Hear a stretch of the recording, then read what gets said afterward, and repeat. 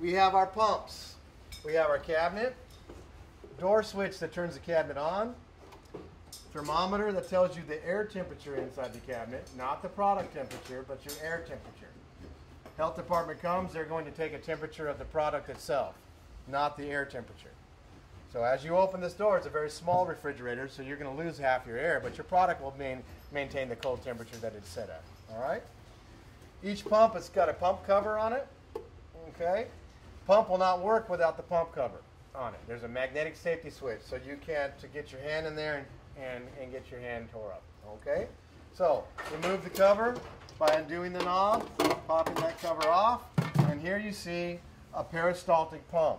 Peristaltic pump is just like the soap dispensers that you pull the handle and it squirts out. Basically, it's a roller squeezing this hose. Okay, we have a pump arm that we're going to remove. Now, this knob is some of the big mistakes that they do, and especially on our new customers, is they don't tighten this knob enough. It's got to be tightened to where it stops, and that closes against that hose and creates the pumping action. If it's loose, you'll get a lot of back pressure coming back through there. You'll won't have any. Ouch! You won't have. It won't pull up ice cream. It will pull up air. Okay. Now that arm falls off. All right. Now then, what's happening is the ice cream comes in here, goes up, goes through the red line hose, goes up to the braided hose, then goes up to the metal, what we call the MTS line, material transfer system line, and takes it up to the cylinder. All right? So that's how our ice cream's traveling. So, at this point I'm going to take off this braided line because we've ran sanitizer through this machine. Or not ran sanitizer, but we flushed it out with water. We've taken our ice cream out, we've flushed it with water, and now we're just removing the parts. So there'll be some water still left in some of these lines, so you're going to get a little wet sometimes. All right, so I'll pull that off. These are brand new, so they're really tight. Okay, and there's a clamp right there that holds that on there, as you can see this one. And now we have an air hose, pops out of there, and there's our little air meter that's adjustable. That's our overrun adjustment. Little tiny hole, and there's a number on this. Okay, and we'll show you when we get it out. Now I've got a whole bunch of different numbers. You know, they seem to be wanting a low air meter on this product that they want, so we have a lot of adjustability with that for you. Okay, now we just kind of pull it out and get it out of there. So pull that off, and there's your pump. As far as pumps go, this is the easiest pump on the market as far as ice cream machine goes. There's no easy ice cream machine. They're all a pain in the rear, but this is probably the least painful one on the market, all right? So again, it's not going to comb your hair and brush your teeth for you. You've got to actually do some physical labor, all right?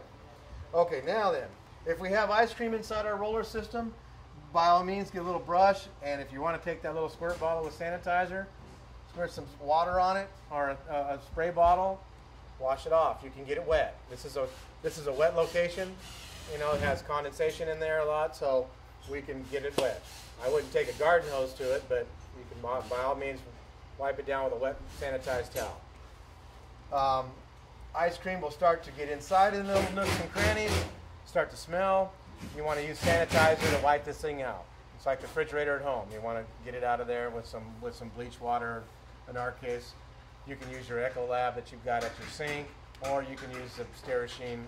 There are two different types of sanitizer. The Sterashine is chlorine-based. Your Ecolab is probably an ammonia-based sanitizer. Okay, but either one's fine. It's going to kill that smell, that spoiled milk smell that you get in here. Wipe the door gasket down. Same thing. You'll get that. You spill stuff inside here. Wipe out the cabinet. Okay. All right. So that's our pump. Now, as the pumps sit inside there, both pumps are going to be facing this way. There is a sticker inside there, and I'll show you on the back, and it shows you the pump assembly. But each side of the pump, here's your pickup cane, it's going to come off the left side of the pickup cane. So both pumps assemblies, this is going to come off the left side. If you try real hard, you can get it in backwards, and then it pumps backwards. So it blows air bubbles inside your mix bucket. Okay, it doesn't hurt anything, but you will not make the machine run. Okay, so you'll call us and say, "Where's bubbles in my mix bucket?" and the machine's not dispensing.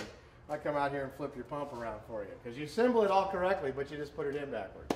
So that happens quite a bit. So left side.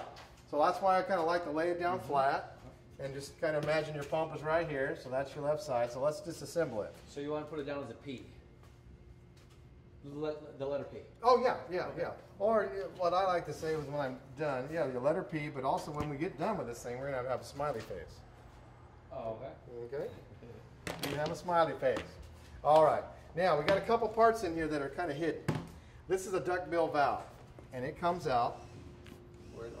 Okay, and it looks like a duckbill. Quack, quack, quack. All right. What that's doing, and it's listed here. It's showing you that soft part there, number 6 is a duckbill valve. That's right here, this big picture. And that's the actual size. All right? Okay.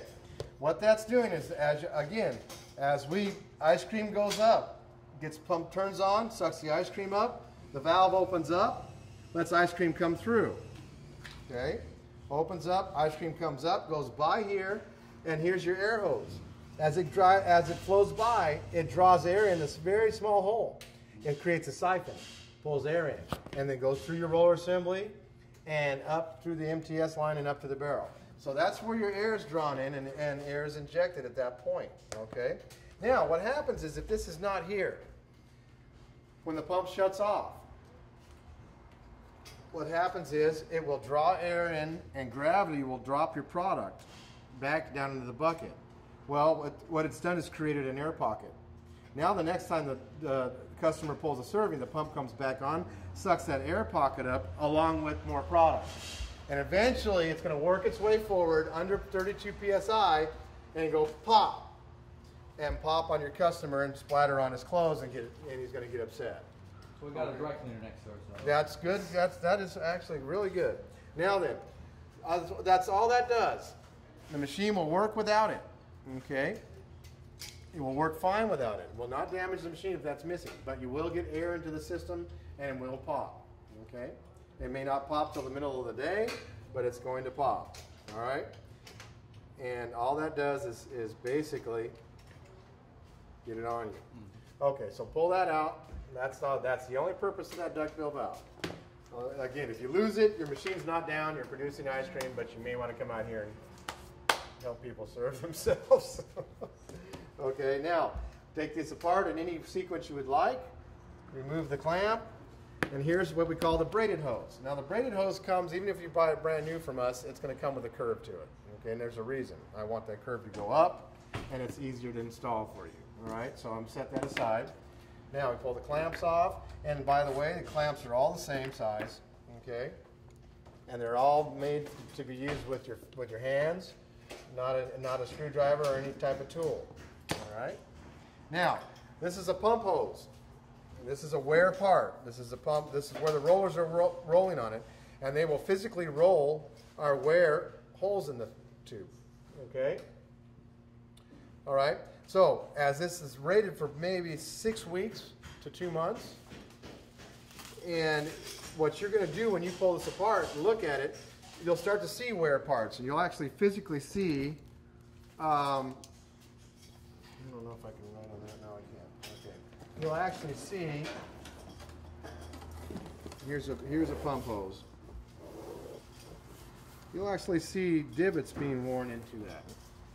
Okay, at different spots, and as you look through that, and you start to see daylight coming through that thin spot, change it. Change it.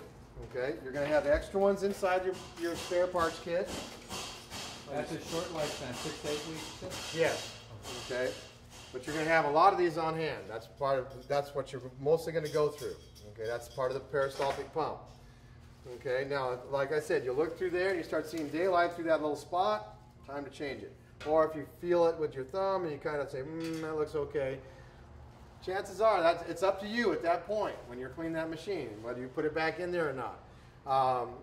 Don't get gun shy with it. Let it do its thing. Get your money's worth out of that piece of hose. All right. But when they do pop, you'll get a feel for when it's time to change it. What are the drawbacks if you don't change it? And there are it pops inside there and makes a mess. Oh.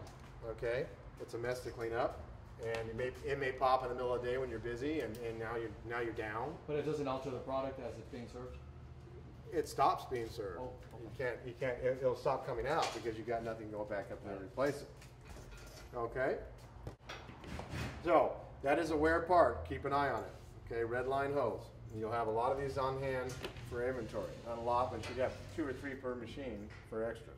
Okay, now, pop off this air hose.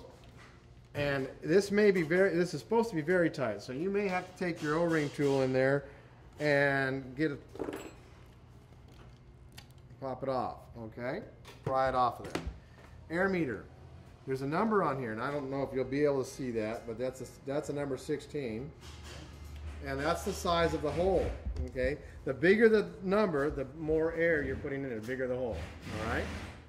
And I do think we're gonna end up with some 9s, 10s, 11s, and 12s in these machines for your product. But they come with 16s. They also come with extra ones in here. You have in your spare parts kits, you do have more duck bills also, and then 4 different sets of air meters, all right? So that's supposed to go on there too. All right, this goes on here too. This is going to seal against the top of your lid, the lid to the bucket. Okay. All right. Now then, we want to go ahead and clean these parts. Pull that air meter out. There's no little brush that fits inside that air meter. What you're going to do is it's a visual. You'll look inside there. If you've got product in there, swish it around, get something in there, maybe a toothpick, and get that cleared out. Okay. And because if we do clog the hole up with product, we're not going to get any air into our product, and we're going to be making, strange consistencies. It will not be consistent. Your consistency won't be consistent. How's that sound? Okay, now. And again, it's a dry clean. You don't run it under running water. No, yes, you run it under water. Okay. Yeah, hot water. Any way you can get, Hot water is okay with that. Correct, Okay. correct. We're still washing parts, so all these will go back to the sink. Hot soapy water, and we're running the brushes through them in the hot water. Right. Okay. But you said with the O-rings and the rods, you don't want those under hot water. I don't want hot water going through the machine once we've assembled it. Okay. Okay, because all that assembly lube we put on there is going to wash away. Okay, it's designed to be in sub-zero temperatures, not in hot water. So it will go wash away, and so we've defeated our purpose of putting it on there. Okay, well, we'll swell up the O-rings. We can get that shaft seal gets weakened, and then it could cause leaks. And so hot water doesn't do anything for the sanitization of the machine. The chlorine and the sanitizer is going to do that for you. The hot water in your washing machine, or your dishwashing, is just helping you wash your dishes. That's it. Okay.